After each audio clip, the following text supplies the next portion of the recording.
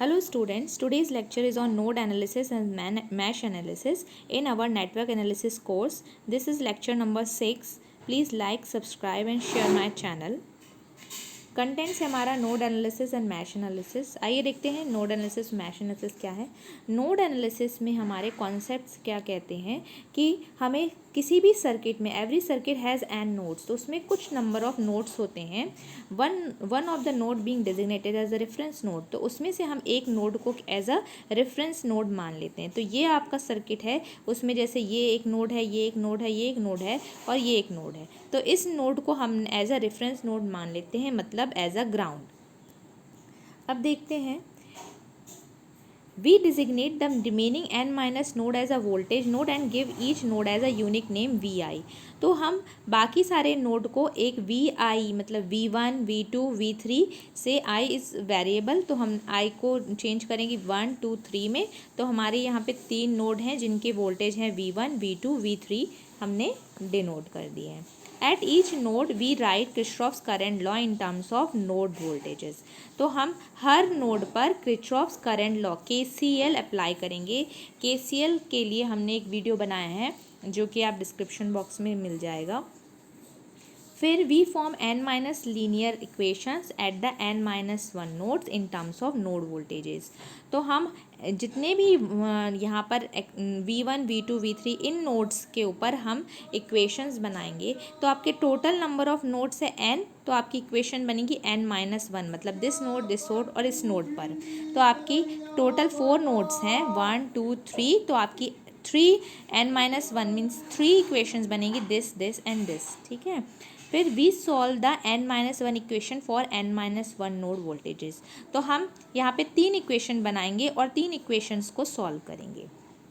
From the node voltages we can calculate any branch current और any voltage across any element.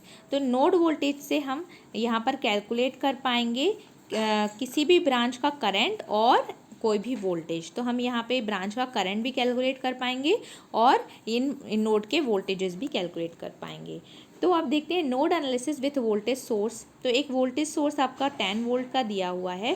अगर आपकी किसी भी लाइन पर रेफरेंस से लेकर नोड पर कोई भी रेजिस्टेंस नहीं है और ओनली 1 वोल्टेज सोर्स है, तो हम इस नोड का जो वोल्टेज मान लेंगे 10 वोल्ट। तो यहाँ पर V1 क्या आ जाएगा, आपका 10 वोल्ट हो जाएगा।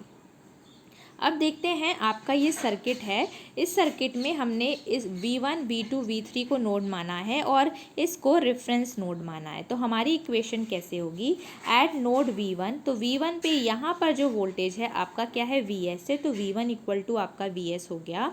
और आप दूसरे नोड पर क्या मानेंगे कि KCL के बाय अप्लाइंग KCL कहता है कि इनकमिंग करंट और आउटगोइंग करंट के summation is equal to algebraic sum equal to 0 होता है। तो हम मानते हैं कि इस नोड पर सारे करंट जो हैं आउटगोइंग हो रहे हैं। तो आउटगोइंग मतलब higher voltage minus lower voltage upon resistance. तो ये करंट आ गया, तो यहाँ का करंट क्या होगा, V2 minus V1 upon R2। यहाँ पे क्या होगा, V2 माइनस 0, क्योंकि ये 0 वोल्ट एज अ ग्राउंड माना है, तो V2 माइनस 0 अपॉन R4। तो V2 माइनस 0 आपका क्या हो जाएगा, V2 अपॉन R4। और यहाँ का क्या हो जाएगा आपका V2 minus V3 upon R3। तो ये हो गया आपका V2 minus V3 upon R3। तो ये आपका इक्वेशन हो गई इज इक्वल टू 0। किस नोड की, नोड नंबर 2 की। यहाँ पे हमने सारे आउटगोइंग करंट माने और करंट की वैल्यू हमने इस हिसाब से वोल्टेज डिफरेंस अपॉन रेजिस्टेंस से शो की है और यहाँ पे हमने KCL अप्लाई किया है। फिर आपका थर्ड नोड आता है V3 में आपका ये वाला ब्रांच आ रहा है, इस वाले ब्रांच का वोल्टेज डिफरेंस क्या होगा, V3 माइनस V1, तो V3 minus V1 upon R1। और इस वाले का क्या होगा, इस वाले का क्या होगा, V3 माइनस 0 अपॉन R5। तो V3 माइनस 0 मतलब V3 अपॉन R5। और इस वाले का होगा V3 minus V2 upon R3, तो V3 minus V2 upon R3। ये भी हमने आउटगोइंग करंट माने हायर पोटेंशियल से लोअर पोटेंशियल पे। जिस भी नोड को आप लेंगे उससे एज अ हायर पोटेंशियल मानेंगे और यह एज्यूम करेंगे कि वहाँ से करंट दूसरी दिशा में जा रहा है। तो ये आपकी 3 इक्वेशंस आ गई हैं। इन तीनों इक्वेशंस को आप सॉल्व करेंगे और V1, V2, V3 की वैल्यू फाइंड आउट करेंगे। तो आपके हर नोड के वोल्टेजेस की वैल्यू आ जाएगी। V1, V2, V3 3 नोड्स के वोल्टेजेस की वैल्यू आ जाएगी। इसकी वैल्यू आपकी 0 वोल्ट है। और आप जब भी आपके वोल्टेजेस की वैल्यू आ जाएगी उसके बाद आप उस रिस्पेक्टिव ब्रांच में करंट निकाल पाएंगे। अब फॉर एन एग्जांपल आप इस वाले सर्किट को देखें तो इस वाले सर्किट में आपने ये जो लास्ट वाला जो सारे नोड्स सारे ब्रांचेस को जोड़ रहा है उस नोड को एज अ रेफरेंस नोड माना है। तो उसको हम कैसे प्लेस कर लेंगे? एज अ 3 को आप देखें, इनको हमने इस टाइप से डायग्राम बनाकर 3 बना दिया है। इसको एक ही पॉइंट से शो कर सकते हैं आप, क्योंकि हमने इस पूरे क्योंकि यहाँ पे कोई भी बीच में रेजिस्टेंस नहीं है इसलिए ये एक ही नोड माना जाता है। तो इसे हमने क्या कह दिया? Reference node. अब रेफरेंस नोड के बाद आप देखें तो यहाँ पर क्या आपने एज्यूम किया कि यहाँ पे जो करंट है वो है 3.1 एम्पियर और यहाँ का जो रेजिस्टेंस है वो है 2 ओम। तो यहाँ पर जो फ्लो होने वाला बाय हम जब करंट का ट्रांसफॉर्म करते हैं, करंट इनटू वोल्टेज सोर्स में कन्वर्ट करते हैं, तो ये जो रेजिस्टेंस और ये पैरेलल में जो करंट है यहाँ से अगर आप निकालें 2 ओम के रिस्पेक्ट में वोल्टेज तो कितना आ जाएगा? आपका अप्रॉक्सीमेटली आ जाएगा 5 वोल्ट। और V2 में आप निकालेंगे तो आपका आ जाएगा 2 वोल्ट। ये कैसे आएगा? आपका V1 V2 का वैल्यू इस प्रकार से आप नोड 1 और नोड 2 आपने मान लिया है, दैट इज़ 1 एंड 2। यहाँ का वोल्टेज है मान लिया V1 और V2। हम 2 इक्वेशंस बनाएंगे। 2 इक्वेशंस इन्हें नोड 1 और नोड 2 पर आप देखेंगे कि नोड 1 पे अगर आप देखें तो यहाँ पर इस ब्रांच में क्या हो रहा है? V1 माइनस 0/2 और फिर इस ब्रांच में क्या होगा? V1 माइनस V2/5 और इनकमिंग करंट है, हम मान रहे हैं सारे आउट गोइंग है इस नोड पे, तो इनकमिंग करंट कितना होगा? -3.1। ये एक करंट है इसलिए इसको डायरेक्टली हम लोग ले लेंगे और ये इनकमिंग है इसलिए हम इसको नेगेटिव साइन लेंगे। तो इज इक्वल टू क्या हो गया? 0। फिर आप V2 नोड पे चले जाएंगे तो V2 में क्या होगा? V2 माइनस 0 डिवाइड बाय 1, फिर V2 minus V1 divide by 5 और ये आउट गोइंग है तो इसलिए यहाँ पर क्या लेंगे? आउट गोइंग है तो इसने अपने आप -1.4 लिया है तो हम डायरेक्ट -1.4 लेंगे क्योंकि हम आउट गोइंग करेंट को पॉजिटिव ले रहे हैं। बट क्योंकि इसका डायरेक्शन खुद ही इसने अपनी वैल्यू -1.4 एम्पियर ली है इसलिए हम इसको एज इट इज़ ले लेंगे, नेगेटिव साइन नहीं लेंगे। इज इक्वल टू हमारा हो गया 0। तो ये आपकी 2 इक्वेशन बन गई। दोनों इक्वेशंस को जब आप सॉल्व करेंगे, इक्वेशन कैसे सॉल्व की जाती है इसके लिए हमने अनदर वीडियो बनाया है तो आप उसको अपने डिस्क्रिप्शन बॉक्स में देख सकते हैं। उस वीडियो से आप इक्वेशन सॉल्व कर पाएंगे। तो आपकी V1 और V2 की वैल्यू आ गई 5 वोल्ट और 2 वोल्ट। अब देखिए फाइंड द नोड वोल्टेजेस। तो यहाँ पर भी हमने V1 V2 V3 और एक रेफरेंस नोड लिया है। इसमें भी हमने V1 नोड पे लिया तो V1 फिर -V3/4, फिर V1 में इनकमिंग करंट है तो -3 प्लस V1 माइनस V2/3, फिर V1 यहाँ पर ये वाला करंट होगा तो क्या होगा? इनकमिंग करंट इसलिए -8, तो ये हो गया V1 का पूरा KCL हमने अप्लाई किया। फिर V2 नोड पे भी इसी प्रकार हम अप्लाई करेंगे और V3 नोड पे भी इसी प्रकार अप्लाई करेंगे। तो 3 इक्वेशंस बन गई आपकी। 3 वेरिएबल्स हैं। आप इक्वेशन मैट्रिक्स जो इक्वेशन आपकी कैलसी से आप सॉल्व कर पाएंगे। इसके लिए आप मेरा डिस्क्रिप्शन में जो वीडियो है वो देखें। फिर फाइंड द नोड वोल्टेजेस। तो हम उसके आगे आप देख रहे हैं हम इसको मैट्रिक्स फॉर्म में कर रहे हैं बाय यूजिंग कैमर्स रूल। तो उसके लिए आप इक्वेशन से इसको इक्वेशन वाले मोड से भी सॉल्व कर सकते हैं, बट आप एक और मैट्रिक्स वाले मोड से भी सॉल्व करते हैं। उसके लिए हमको क्या करना है? इस KCL इक्वेशंस को हमने सिंप्लीफाई किया है, उसको हमने उसको सारे डिनोमिनेटर को LCM लेकर हमने सिंप्लीफाई किया है। तो आपकी ये इक्वेशंस आ जाएगी V1 V2 V3 की तीनों नोड्स पे। ठीक है, इस तीनों इक्वेशन से आप मैट्रिक्स फॉर्म करेंगे जो कि आपने मैथ्स में किया होगा। तो आपकी ये वाली मैट्रिक्स बनेगी। जब भी आपको V1 की वैल्यू निकालनी पड़ेगी तो इस वाले पोर्शन में जो फर्स्ट कॉलम है उसकी जगह आप क्या कर लेंगे? जो आपका इक्वल टू में वोल्टेज वाला जो मैट्रिक्स है वो रखेंगे। तो जो फर्स्ट कॉलम है उसमें अगर ये रखते हैं तो आपका ये आ जाएगा -11, 3 और 25 और बाकी जो ये है वो सिमिलर होंगे। तो आपकी ये मैट्रिक्स बन गई V1 के लिए। तो V1 के लिए आपकी ये मैट्रिक्स बन गई डिवाइडेड बाय आपकी जो ये पूरी टोटल जो आपकी मैट्रिक्स थी वो। ठीक है।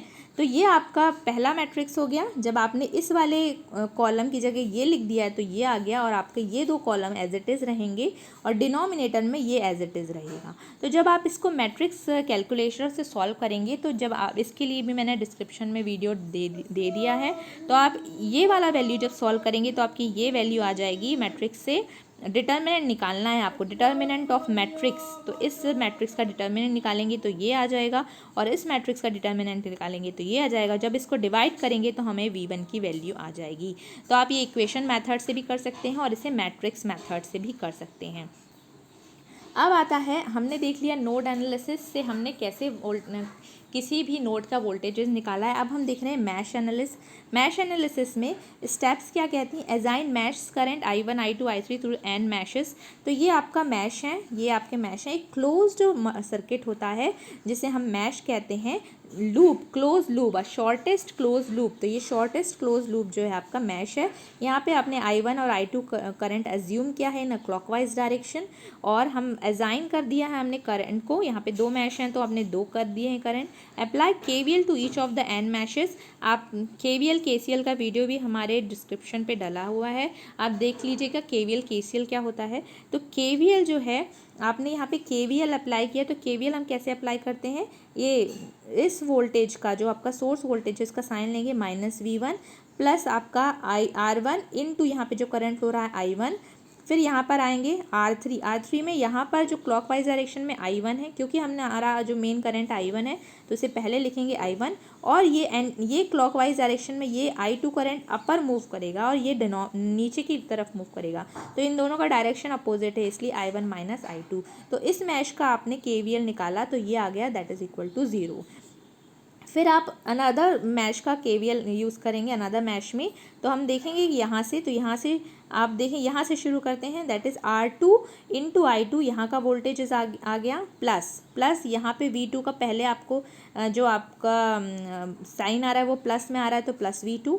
फिर आप मूव करेंगे, आपका करंट मूव करेगा तो R3 में आपका जो मेन करंट इस मैश में I2, तो I2 लेंगे, I2 माइनस इसका अपोजिट डायरेक्शन में, इसका ऊपर की ओर है, इसका करंट नीचे की ओर है। R3 में दो करंट फ्लो हो रहे हैं, इसलिए I2 माइनस I1। तो I2 माइनस I1 हमने ये लिखा इक्वल टू 0। तो इस वाले का हमने KVL लगा के इक्वेशन बनाया, इस वाले का भी हमने KVL लगा के इक्वेशन बनाया। और आप इस तरीके से भी बना सकते हैं, साइन कन्वेंशन अपोजिट करके। आप इसको माइनस यहाँ पे दूसरे साइड ले जाएंगे तो ये हो जाएगा प्लस, और इस टाइप से आपके I1 को कॉमन ले लिया है और I2 को कॉमन ले लिया है। तो आप इस इक्वेशन को इस टाइप से बना सकते हैं। इसको अरेंज करके V2 को हमने इधर -V2 कर दिया, और यहाँ पे I1 कॉमन लिया तो ये आ गया, और यहाँ से इन दोनों से I2 कॉमन लिया तो ये आ गया। तो आपकी इस टाइप से इक्वेशन बन गई। इससे आपने मैट्रिक्स बनाया, ये आगे मैट्रिक्स फॉर्म हो गया R1 plus R3 minus R3 और R2 प्लस R3। तो ये आपका मैट्रिक्स हो गया। इसमें जो दूसरा मैट्रिक्स है वो मल्टीप्लाई करेंगे तो ये वैल्यू आएगी, दैट इज़ I1 और I2 इस टाइप से लिखेंगे, और V1 V2 माइनस V2 इस टाइप से लिखेंगे। तो ये हो गया आपका मैट्रिक्स फॉर्म। इस इक्वेशन का मैट्रिक्स फॉर्म ऐसे बनाया जाता है। अब देखें, इससे आप क्रैमर्स रूल का यूज़ करके जो आपने जो आपने नोड एनालिसिस में क्रैमर्स रूल लगाया था उसके हिसाब से आप इसकी वैल्यू निकाल सकते हैं। अभी इसमें R1 R2 के फॉर्म में वैल्यू दी है। जब आपकी R1 R2 की वैल्यू दी होगी इन फॉर्म ऑफ ओम्स, किसी भी 2, 3, 5 ओम्स, तो आप जब डायरेक्टली इसमें पुट करेंगे तो बाय यूजिंग क्रैमर्स रूल, जो ये वाला रूल हमने यूज़ किया था, उसके द्वारा हमारी वैल्यू आ जाएगी। आप चाहेंगे तो इन दोनों इक्वेशन को by using equation method calculator से डायरेक्ट भी सॉल्व कर सकते हैं। ये दोनों ही चीज़ मैट्रिक्स फॉर्म और इक्वेशन मेथड्स हम डिस्क्रिप्शन में दे दिया है। Determine the 2 mesh current I1 I2 in the circuit below. यहाँ पे 2 मैश करंट है, यहाँ पे उनकी पर्टिकुलर वैल्यू दी है। तो आप इस मैश का बाय यूजिंग KVL निकालेंगे तो आएगा -42, फिर 6 इंटू I1 प्लस I3, नीचे जाता हुआ करंट ऊपर जाता करंट, तो क्या होगा I1 minus I2 equal to 0। और इस वाले मैश में बनाएंगे तो आएगा 3 I2 minus I1 plus 4 into I2, और माइनस आपका माइनस साइन आया 10 वोल्ट का, तो -10 इक्वल टू 0। तो आपकी दो इक्वेशन बन गई है बाय यूजिंग इक्वेशंस मेथड। और इसको आप पहले क्या करेंगे, आप इसको I1 को वैल्यू अलग कर लेंगे, I2 की वैल्यू अलग करेंगे, और -42 को आप इस साइड ले जाएंगे तो दैट इज़ +42, और आप इक्वेशन वाला फॉर्मूला कैलसी से लगाकर I1 और I2 की वैल्यू फाइंड कर पाएंगे। तो आपको मैश करंट आ जाएगा I1 और I2। दैट इज़ 6 एम्पियर और 4 ampere. Determine the power supplied by the 2 volt. Two volt source से कितनी पावर सप्लाई होती है ये हमें निकालना है। तो हमने केवीएल का यूज़ करके मैश, यहाँ से एक मैश बनाई, केवीएल का यूज़ करके मैश 2 में इक्वेशंस बनाई। तो इन दोनों इक्वेशंस को रीअरेंज करने के बाद ये आ गया है आपका, और आप इसको इक्वेशन मेथड से फाइंड करेंगे तो I1 की वैल्यू आ जाएगी, I2 की वैल्यू ये आ जाएगी। और आपकी जब I1 I2 की वैल्यू आ जाएगी तो आप देखेंगे जब आप I1 I2 को I1 I2 की वैल्यू यहाँ पे फ्लो करवाएंगे इस वाले इक्वेशन पे, तो आपकी आ जाएगी 2 × 1.237, जो आपका टोटल करंट यहाँ से फ्लो हो रहा है वो। तो जब आप 2 वोल्ट सप्लाईज पे देखेंगे तो आपको अगर V × I करेंगे, V × I, तो V × I होता है हमारा पावर, तो आपकी पावर आ जाएगी 2.474 वॉट। फिर डिटरमाइन द 3 मैश करंट। तो यहाँ पे 3 मैश है, 3 मैश से 3 इक्वेशंस बन जाएंगी बाय यूजिंग KVL, और आप इनको सॉल्व करेंगे तो आपकी तीनों मैश की करंट आ जाएंगी। Thank you to all of you. आज हमने नोड एनालिसिस और मैश एनालिसिस देखा बाय यूजिंग, हमने डिफरेंट KVL KCL, और हमने यूज़ किया है वहाँ पे क्रैमर्स रूल और इक्वेशंस का यूज़ करके हमने नोड और मैश में करंट और वोल्टेजेस की वैल्यू निकाली है। Thank you to all of you. Please subscribe my channel.